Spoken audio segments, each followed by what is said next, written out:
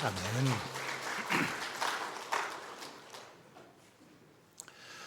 러시아의 대문호 톨스토이가 그의 사상과 행복론을 요약해서 쓴 세 가지 의문이라는 단편 소설이 있습니다. 이 단편 소설의 줄거리는 한 임금이 인생에서 풀지 못한 세 가지 의문, 이것을 풀어가는 그런 인생의 답을 구하는 그런 내용입니다.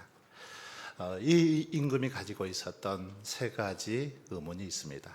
첫 번째 의문은 이 세상에서 가장 중요한 때는 언제인가 하는 것입니다. 가장 중요한 때는 언제인가. 그리고 두 번째 의문은 이 세상에서 가장 중요한 존재는 누구인가, 중요한 사람은 누구인가 하는 것이었습니다. 그리고 세 번째는 이 세상에서 가장 중요한 일은 무엇인가 라는 의문이었습니다. 임금은 이렇게 국정을 운영할 때, 국사를 펼쳐갈 때 이 세 가지 의문을 가지고 그렇게 나라를 다스려 갔습니다. 그러나 어떤 일을 결정할 때 늘 자신이 없었습니다. 그래서 많은 이 학자들과 신하들을 불러서 질문을 해보았습니다. 그들이 별의별 해답을 다 제시했지만 임금의 마음을 흡족해 하는 사람이 없었습니다. 급기야 임금은 답을 찾아서 정말 저 깊은 산속에 아주 지혜로운 그런 성인이 살고 있다라는 소식을 듣고 그 성인을 찾아가게 됩니다. 그런데 그 성인의 집을 이렇게 방문했지만 성인은 아무 말도 없이 그냥 자기가 하는 일을 하고 있는 것입니다. 그냥 밥만 갈고 있는 것입니다. 그런데 바로 그때 이 어디선가 이렇게 숲으로부터 한 청년이 피투성이가 된 채 막 달려오고 있는 것입니다. 이 모습을 보고 임금은 얼른 자기의 옷을 찢어서 이 피투성이 청년을 이렇게 잘 상처를 싸매어주고 치료를 해 주었습니다. 그런데 나중에 알고 보니까 이 청년은 임금에게 원한을 품고 있었던 젊은 신하였죠. 하지만 이 피투성이 청년은 이렇게 임금이 직접 자기를 정성껏 그렇게 치료해주고 돌봐주는 그 정성에 감격을 해서 이제 남은 여생 임금에게 충성하겠다라고 그렇게 맹세하게 됩니다. 바로 이런 모습을 지켜보던 이 성인은 임금에게 이제 말하기 시작합니다. 세 가지 의문에 대한 해답 이미 나왔습니다. 그러면서 이렇게 말하는 것입니다. 첫 번째, 세상에서 제일 중요한 때는 바로 지금입니다. 그리고 세상에서 가장 중요한 존재는 당신이 지금 만나고 있는 사람입니다. 그리고 세상에서 가장 중요한 일은 지금 당신이 그 사람에게 선을 베푸는 것입니다 라고 그렇게 말했습니다. 여러분, 그렇습니다. 세상에서 제일 중요한 때 바로 지금입니다. 그리고 세상에서 가장 중요한 존재는 바로 지금 우리가 대하고 또 만나고 있는 사람입니다. 그리고 가장 중요한 일은 바로 그 사람, 우리가 지금 만나고 있고 대하고 있는 그 사람에게 정성을 다해서 선을 베푸는 것입니다. 여러분, 이 톨스토이의 세 가지 의문은 오늘 우리의 인생을 보다 더 진지하고 또 의미 있게 그렇게 살아가게 해줍니다. 중요한 질문을 가지고 물음을 가진 사람은 인생을 결코 헛되이 살지 않기 때문입니다. 그러나 아무 생각 없이 질문 없이 사는 인생은 어떨까요? 그저 시간만 허비하다가 생을 마감하는 것을 볼 수 있습니다. 우리 인생은 여러분 수많은 선택의 연속이죠. 한번 생각해 보십시오. 매일 우리는 선택하며 살아갑니다. 매일같이 무엇을 오늘은 할까? 어느 길로 갈까? 어떻게 할까? 또는 무엇을 먹을까? 무엇을 입을까? 늘 선택하며 고민하며 살아가더라는 것입니다. 그런데 문제는 이렇게 우리가 그 모든 선택 앞에서 어떠한 질문을 가지고 또 그 질문을 누구에게 묻고 결정하느냐에 따라서 그 인생이 복된 인생이 되기도 하고 그렇지 않기도 하는 것을 알 수 있습니다. 오늘 본문은 이스라엘의 초대왕 사울의 죽음과 그리고 그의 실패를 아주 간결하게 요약하고 있는 그런 말씀입니다. 오늘 본문 13절로 14절에 보시면 이 사울왕이 죽고 몰락한 이유를 명확하게 설명하고 있습니다. 사울이 죽은 것은 여호와께 범죄하였기 때문이라. 여호와께 묻지 아니하였으므로 여호와께서 그를 죽이시고, 사울이 죽은 것은 범죄하였기 때문인데 그 범죄는 여호와께 묻지 아니했기 때문이다라고 그렇게 말씀하고 있다는 것입니다. 여러분, 원래 사울은 기름 부음 받은 왕이었죠. 초기에는 얼마나 겸손했는지 모릅니다. 참 겸손했습니다. 그러나 점점 더 교만해지면서 점차 하나님의 뜻을 묻기보다는 이제 자신의 생각, 자신의 감정대로 이렇게 움직이는 삶을 살죠. 그러다가 결국 비참한 죽음을 맞이하게 되는 걸 볼 수 있습니다. 이 시간은 본문의 중심으로 묻지 아니하였으므로 라는 제목을 통해서 묻지 않는 삶의 위험성과 그리고 또 묻는 삶의 중요성을 함께 이렇게 살펴보면서 은혜를 나누고자 합니다. 묻지 않는 삶의 위험성과 하나님 앞에 늘 묻는 삶의 그 중요성, 은혜에 대해서 함께 살펴보고자 합니다. 먼저 하나님께 묻지 않고 하나님을 부인하고 인정하지 않는 삶은 결국 그 삶이 다급하게 되어진다라는 사실을 볼 수 있습니다. 하나님께 묻지 않는 삶은, 묻지 않는 인생은 결국 다급한 그런 인생을 살 수밖에 없더라는 것입니다. 3절 하반절에 보면 읽지는 않았지만 여기 보시면 사울이 그 쏘는 자로 말미암아 심히 다급하게 되었다라고 그렇게 본문은 기록하고 있습니다. 이것은 이 블레셋과의 그 길보아 전투에서 사울이 처한 상황, 이 사울이 처한 지금 형편을 아주 단적으로 그렇게 보여주고 있는 말씀이죠. 그런데 이 말씀, 심히 다급하게 되었다, 이 다급이라는 단어를 이전 성경이죠, 이 개역 성경에서는 군급하게 되었다 이렇게 표현을 하고 있습니다. 군급이라는 표현을 쓰고 있는데 이 군급에서 군자를 보시면 한자로 이 구멍혈자에 임금 군자를 쓰고 있습니다.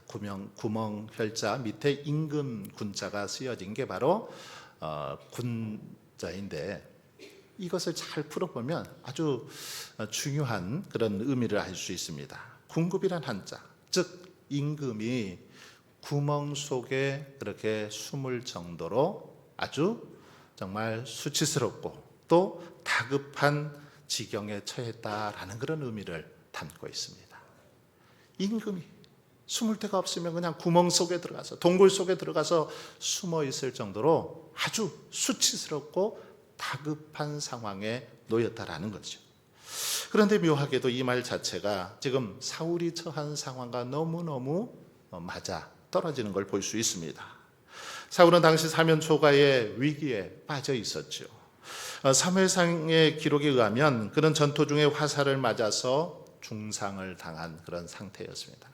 화살을 맞아서 중상을 입은 상태였습니다. 그리고 자신을 뒤쫓는 군인들을 도저히 떼어놓을 수 없는 아주 절박한 그런 상황에 놓여 있습니다. 부상은 당했고 또 뒤에서 적군들이 자신을 잡으려고 쫓아오는 그런 상황에 처해 있었다라는 겁니다. 이미 자신의 아들들, 그 세 아들딸, 용사들도 다 전사했고 자기 자신마저도 이제 그 적군에서 사로잡혀 죽느니 스스로 칼에 엎드려 자결해야 할 정도로 아주 막다른 그런 상황에 놓여 있었습니다.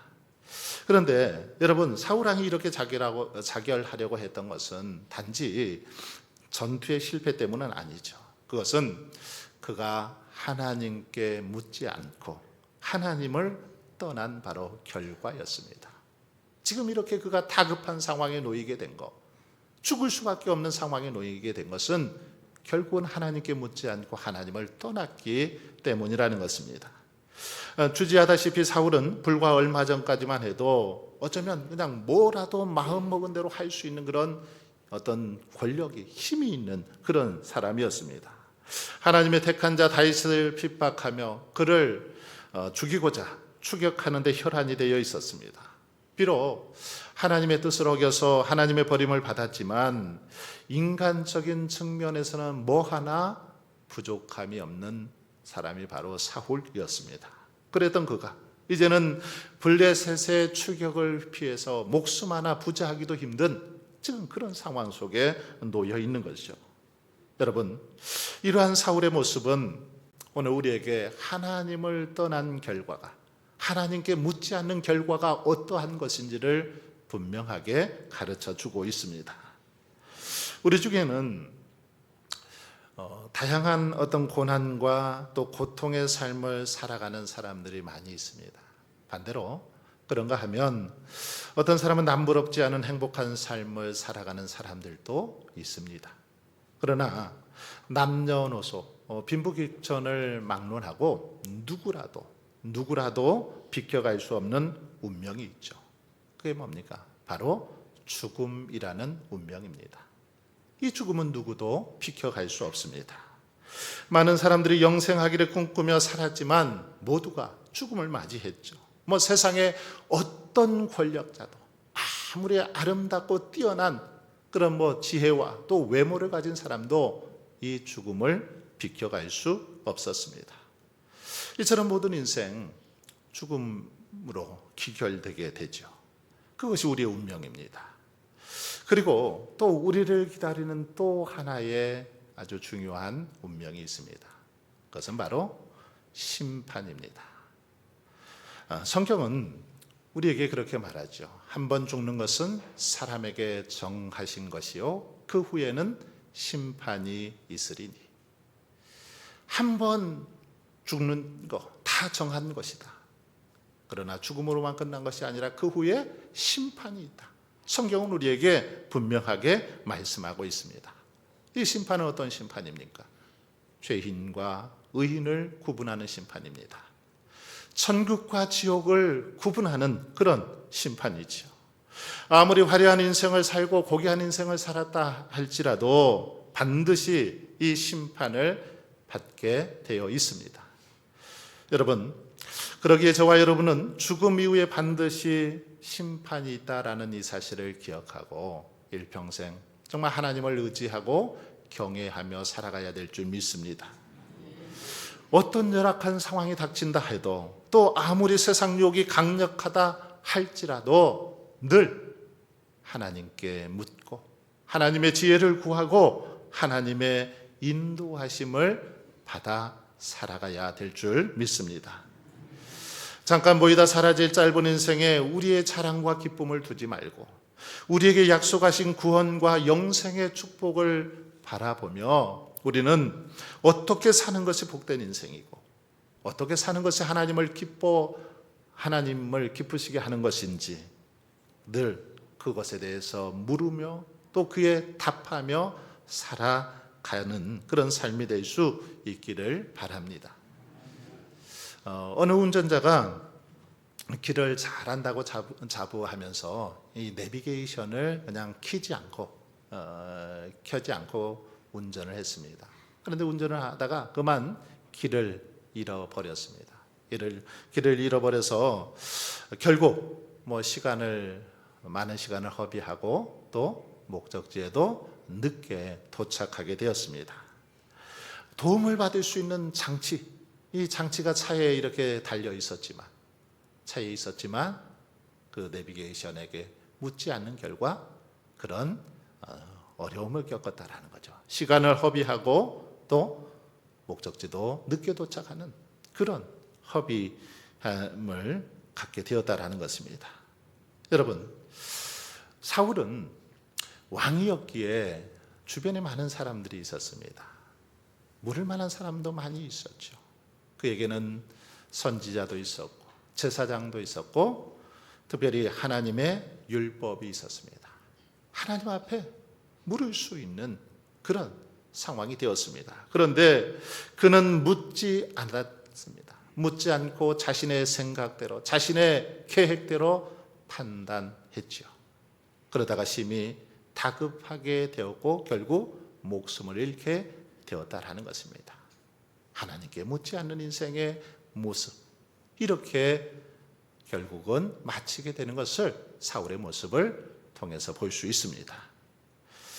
두 번째로, 하나님께 묻지 않으면 꼭 그런 사람들은 다른 것을 의지하는 것을 볼 수 있습니다. 하나님께 묻지 않는 대신 다른 것을 의지하고 다른 것에 묻더라는 것입니다.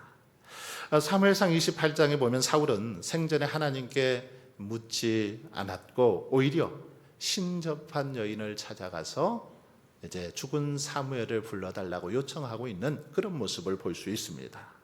여러분, 이것은 단순한 미신이 아니라 하나님의 권위를 대놓고 무시하는 아주 정말 망령된 그런 행동이죠. 하나님께서 너무너무 싫어하시는 그런 행동입니다. 오늘 본문 13절에서도 이렇게 지적하고 있습니다. 그가 여호와의 말씀을 지키지 아니하고 또 신접한 자에게 가르치기를 청하고, 사울이 여호와의 말씀을 지키지 않은 것도 큰 범죄인데 심지어 하나님께서 미워하고 싫어하시는 신접한 자를 찾아가서 가르침을 이렇게 청했다라는 것입니다. 사울은 하나님의 명령을 어겨서 폐위를 선언받은 후에도 자신의 잘못을 깨닫고 회개하기는커녕 오히려 미신을 의지했다라는 거죠. 그래서 사울은 엔돌의 그 신접한 여인을 찾아가서 지금 이렇게 그 죽은 사무엘을 불러달라고 요청했던 것입니다. 여러분, 하나님께서는 신접한 자들 또는 박수들, 무당들, 이것들을 철저히 배격하고 싫어합니다. 절대로 이런 것들을 성도들이 용납하지 말 것을 성경은 힘주어서 강조하고 있습니다. 그런데 사울은 하나님께 묻지도 않고 지금 신접한 여인을 찾아가서 묻고 있는 거죠. 그녀에게 가서 도움을 요청하고 있다라는 겁니다. 이것은 하나님을 의지하지 않고 하나님께 묻지 않으면 결국은 다른 것을 의지하게 된다라는 사실을 잘 보여줍니다. 하나님께 묻지 않는 인생, 잘 보십시오. 다른 것에서 그 해답을 찾고 있는 모습들을 볼 수 있습니다. 여러분, 그런데 안타까운 것은 이렇게 사울이 신접한 여인을 찾아간 것처럼 오늘날도 많은 성도들 중에 이런 그런 모습이 많이 있습니다. 예를 들면 성도들 가운데서도 지나친 어떤 신비주의에 빠져서 환상을 통해서 미래를 알려고 하는 그런 사람들이 적지 않습니다. 또는 무당이나 점쟁이를 찾아다니면서 자신들의 앞날을 그렇게 점치는 경우들도 있죠. 그러나 여러분, 하나님의 말씀이 아닌 이런 감각적이고 환상적인 그런 신비주의를 추구하는 이런 태도, 절대로 하나님께서 기뻐하지 않습니다. 성경적이지도 않죠. 그렇기 때문에 우리는 철저히 이러한 것들을 배격해야 될 줄 믿습니다. 여러분, 이렇게 우리가 하나님께 묻지 않으면 우리는 세상의 소리나 사람의 말 또는 이 사람의 감정이 기준이 되기 쉽습니다. 그것들을 더 의지하고 그것들을 더 믿게 되더라는 거죠. 그러나 그 길의 끝은 무엇입니까? 결국 하나님과 멀어지는 거죠. 결국 하나님과 멀어져서 하나님의 징계를 받을 수밖에 없다라는 것입니다. 그러기에 저와 여러분은 무엇을 하든지 어디로 가든지 순간순간 하나님께 묻고 하나님을 의지하며 살아갈 수 있기를 바랍니다. 끝으로 오늘 본문을 통해서 하나님께 묻지 않는 삶, 그 삶은 결국 멸망으로 치닫는다라는 사실을 배울 수 있습니다. 사울은 하나님께 이렇게 기름 부음을 받은 왕이었습니다. 하나님이 친히 그를 세우셨고 이스라엘을 통치하도록 하나님께서 권한을 주셨고 권위를 주셨습니다. 하지만 그가 하나님의 뜻을 묻지 않고 그냥 자신의 판단대로, 자신의 생각대로 그렇게 살아갔을 때 그 기름 부음은 유지되지 않았습니다. 하나님께서 주신 그 은혜가 지속되지 않았다, 그런 말씀이죠. 오늘 본문 14절은 이렇게 마무리되고 있습니다. 여호와께 묻지 아니하였으므로 여호와께서 그를 죽이시고 그 나라를 이새의 아들 다윗에게 넘겨주셨더라. 그렇습니다. 하나님께 묻지 아니하였을 때 결국 사울은 죽임을 당했습니다. 멸망을 당했습니다. 그의 이 왕권이, 그의 은혜, 그의 축복이 이제 다윗에게로, 다른 사람에게로 그렇게 넘어가게 되는 것을 볼 수 있습니다. 한 회사에서 한 지점장에게 권한을 위임해 주었습니다. 그러나 그는 본사의 지시를 무시하고 자기 마음대로 회사를 경영하다가 그만 큰 손실을 보게 됩니다. 그러자 회사는 그에게서 권한을 다시 회수하죠. 그리고 다른 사람에게 그 일을 맡겼습니다. 왜 그럴까요? 이유는 간단하죠. 위임받은 자리는 이 본부의 뜻을 따라야 되지만 그 뜻을 따르지 않았기 때문에 그런 것입니다. 하나님께서 우리에게 주신 직분도 마찬가지입니다. 하나님께서는 우리에게 여러 직분을 주셨습니다. 많은 사명을 주셨습니다. 집사라는 직분, 자리를 주셨습니다. 권사, 또 장로라는 그런 직분과 자리, 사명을 주셨습니다. 이 자리는 하나님의 뜻을 따르고 묻기 위한 그런 자리이죠. 하나님께서 하나님의 뜻을 이루기 위해서 주신 귀한 자리입니다. 그러나 하나님의 뜻을 묻지 않는 삶은 결국 어떻게 될까요? 그 자리, 그 직분 다 잃어버릴 수밖에 없더라는 것입니다. 사울이 결국 왕의 자리에서 쫓겨난 것처럼, 그 자리가 다윗에게로 그렇게 넘어간 것처럼 우리에게 주신 직분, 우리에게 주신 사명을 감당하지 않을 때 그렇게 되더라는 것입니다. 여러분, 하나님은 단순히 능력 있는 사람을 쓰는 것이 아니라 하나님의 뜻을 잘 묻고 순종하는 사람을 쓰시는 줄 믿습니다. 하나님께 물을 때 친히 그 삶을 인도해 주시고 하나님은 축복해 주시더라는 것이죠. 14절 하반절에 보면 그 나라를 이새의 아들 다윗에게 넘겨주셨더라, 이렇게 말씀하고 있는데, 여러분, 하나님께 묻지 않았던 사울이 멸망하고 이제 그 왕위를 다윗이, 이새의 아들 다윗이 물려받게 됩니다. 그런데 그 이유가 뭘까요? 왜 이새의 아들 다윗이 그 왕위를 물려받을 수 있었습니까? 다윗, 완벽한 사람은 아니었습니다. 그 역시 실수하고 넘어졌습니다. 그러나 그의 장점이 있었다면 그는 항상 하나님께 묻는 사람이었습니다. 항상 하나님을 의지하는 사람, 바로 다윗이었음을 볼 수 있습니다. 사무엘하 5장 19절에 보면 다윗은 블레셋 사람들과 싸우기 전에 하나님께 묻습니다. 하나님, 내가 블레셋에게로 올라가리이까? 그들을 내 손에 넘기시겠나이까? 하나님께 묻습니다. 블레셋하고 전쟁하기 전에 먼저 하나님께 묻습니다. 하나님, 제가 나가 싸워도 되겠습니까? 그들을 제 손에 넘겨주시겠습니까? 라고 묻죠.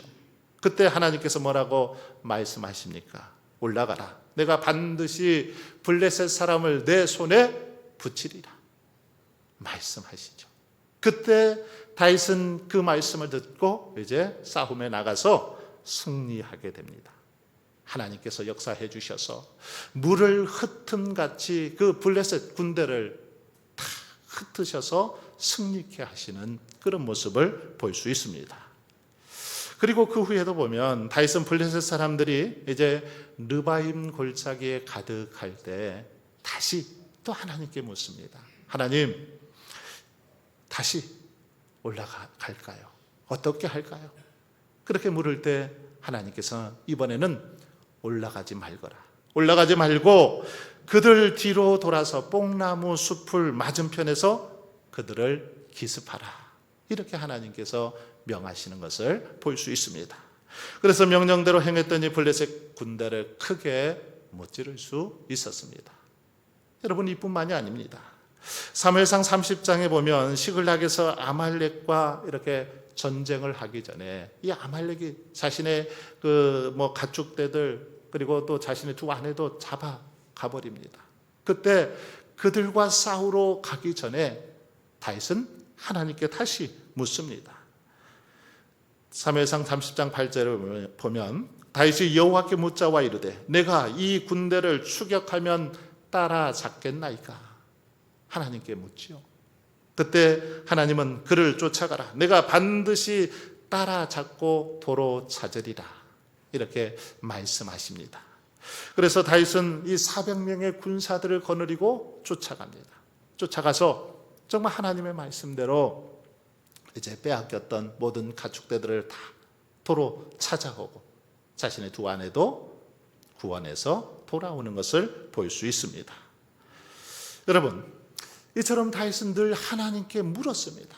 어떤 일을 하든지 무엇을 하든지 하나님의 지혜를 구하고 능력을 구했다라는 것이죠. 그렇게 그는 실수에도 회복되었고 넘어져도 다시 일어서는 은혜를 누리게 되었습니다.